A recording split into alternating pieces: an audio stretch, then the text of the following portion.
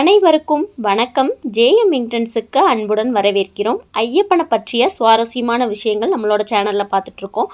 அதில் நாம் இன்னைக்கு பார்க்க போகிறது மகரஜோதி தரிசனமும் ஐயப்பனோட வேறு பெயர்களும். ஒவ்வொரு வருஷமும் ஐயப்ப பக்தர்கள் மகரஜோதியை பார்க்கறதுக்காகவே மாலை அணிந்து விரதம் இருந்து சபரிமலைக்கு போகிறாங்க. எப்போதுமே தவக்கோலத்தில் இருந்து அருள் பாலிக்கக்கூடிய ஐயப்பன் ஆண்டுதோறும் மகர சங்கராந்தி நாளில் மட்டும்தான் திருவாபரணம் எல்லாமே அணிந்து முழு அலங்காரத்துடன் அருள் பாலிக்கிறாரு. அன்றைய தினம் சன்னிதானத்துக்கு எதிரில் இருக்கக்கூடிய ஐயப்பனோட 5வது மலையான காந்த மலையில் ஜோதி ஸ்வரூபமாக ஐயப்பன் காட்சி தருவார். இதுதான் இந்த மகரஜோதியோட சிறப்பம்சம்.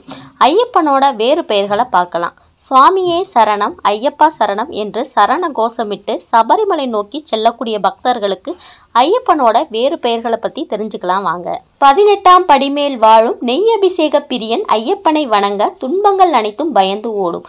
சபரிமலைக்கு மாலை அணிந்து விரதமிருந்து செல்லக்கூடிய பக்தர்கள் எல்லாருக்குமே ஐயப்பனோட வேறு பெயர்கள் கட்டாயம் தெரிஞ்சிருக்கணும்.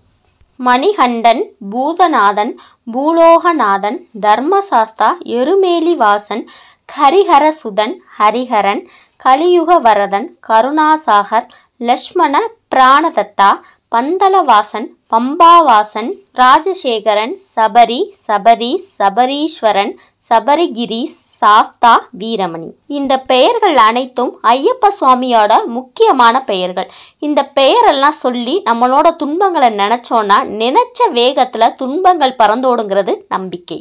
இந்த பதிவை விரதம் இருந்து மாலை அணிந்து செல்லக்கூடிய உங்களுக்கு தெரிஞ்ச ஐயப்ப பக்தர்களுக்கு ஷேர் பண்ணுங்க. நன்றி.